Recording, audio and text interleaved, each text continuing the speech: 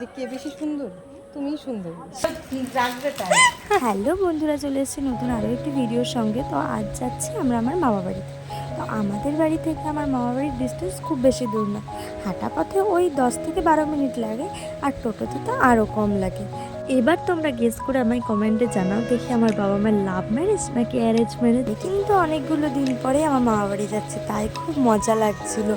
আর এই যে আমার মেয়েটা ঘুমিয়েই থাকে। আর মামা বাড়ি যাওয়ার এই মায়ের দর্শন করতে যাব না সেটা তো হয়ই না। মামা বাড়ি যাওয়ার আগেই কিন্তু আমরা মায়ের দর্শনে চলে এসেছি। সত্যি কথা বলতে এই মা খুবই জাগ্রত, আমি মন থেকে যা চেয়েছি আজ পর্যন্ত সব পেয়েছি। তো তোমরা যারা যারা আমার ভিডিও দেখছো, ভগবান তাদেরকেও মঙ্গল করুক, আমি এটাই চাই। আর এই যে আমার মেয়ে তো খুব খুশি এখানে এসে। আমার মেয়ের এই প্রথমবার এখানে আসা। এবার থেকে যখনই আমার মামা বাড়ি আসবো অবশ্যই এই মন্দিরে তো একবার করে আসবোই। আর এই যে আমার মামা বাড়ির গলিতে ঢোকার আগে একটা খেলার মাঠ আছে খুব সুন্দর। আর এই যে ছোট্ট মতো একটা পার্ক, এখানে কিন্তু আমরা ছোটোবেলায় সব ভাই বোনরা মিলেই চলে আসতাম। আর কয়েকদিন পরে আমার মেয়েও চলে আসবে ঠিক ওইভাবে যেমনভাবে আমরা আসতাম। তারপরে এই যে আমরা দুজনকে একটু দেখি না, আমার মেয়ের ঘুম ছাড়া আর কিছুই নেই, সারা দিন ঘুমিয়ে আর সারা রাত জেগে থাকবে। এই যে আমরা দুজন মিলে একটু দেখিয়ে নিলাম আবার দুজনকে।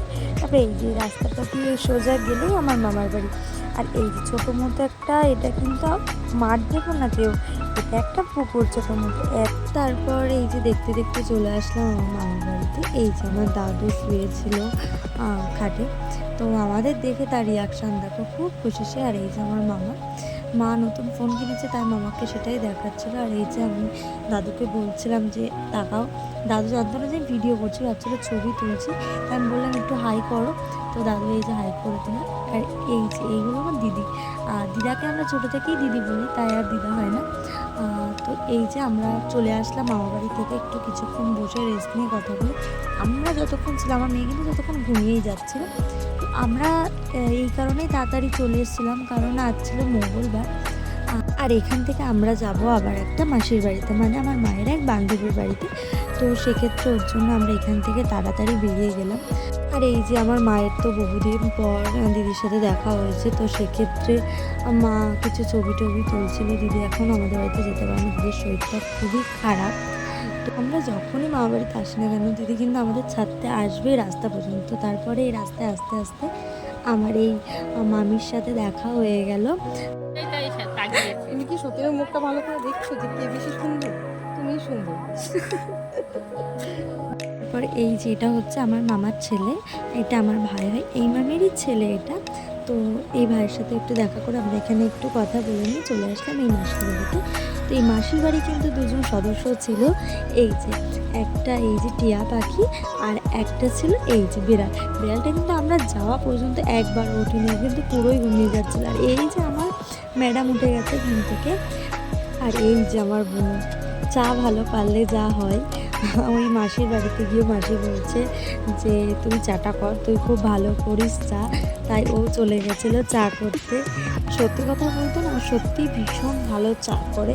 চা কি, ও রান্না বান্না সব কিছু না খুব সুন্দর করে, ওর হাতে সত্যিই জাদু আছে। তারপর আমরা সবাই মিলে বসে একটু গল্প করছিলাম, তার ভিতরে এই যে চা নিয়ে চলে এসছে আমাদের ম্যাডাম। চাটা কিন্তু ভীষণ টেস্টি হয়েছিলো, তাই আমরা সবাই মিলে একটু চাটা খেয়ে নিলাম। আর এই যে আমার বোন চা খেতে খেতে ছাদে চলে এসছে। আসলে মাসির বাড়িতে না আমরা কখনো আগে আসিনি, আর আসলেও আমি অনেক ছোটোবেলায় গেছিলাম, হয়তো আমি ভুলেই গেছি। তাই মাসি ঘুরিয়ে ঘুরিয়ে দেখাচ্ছিলো যে চারিদিকটা। আর এইখানে দেখো তুলসী গাছের বাগান হয়ে গেছে চারিদিকে। তারপর আমরা বাড়ি যাওয়ার খুব তাড়াহুড়ো করছিলাম, কারণ একেতেই সন্ধ্যা হয়ে যাচ্ছিল। আমি বললাম আগে যে মঙ্গলবার ছিল, সন্ধ্যার আগে বাড়ি ফিরতে হতো, কিন্তু কিছুতেই ওই মাসি গল্প করতে করতে ছাড়ছিল না। মাকে অনেক দিন পরে পেয়েছে, তাদের সব গল্প শেয়ার করছিল দুজন দুজনের মধ্যে। তো তারপর আমরা ওই মাসির বাড়ি থেকে বেরিয়ে গিয়েছিলাম। তারপরের ক্লিপগুলো না আর নেওয়া হয়নি, কারণ একেতেই সন্ধে হয়ে গেছিলো দেখো তোমরা। তো আমরা না এই যে কাকুটা টোটোতে করে যাচ্ছিলাম, সে না এই ডগিগুলোকে না খাবার খাওয়াচ্ছিলো, সেকে প্রতিদিনই খাবার খাওয়ায়। তারপরে এই রাস্তা দেখতে দেখতে আমরা বাড়িতে চলে আসলাম। তাহলে আজকের ব্লগটা আমার এইটুখানি, যদি ভালো লেগে থাকে তাহলে অবশ্যই একটা লাইক কমেন্ট শেয়ার করে যেতে ভুলো না।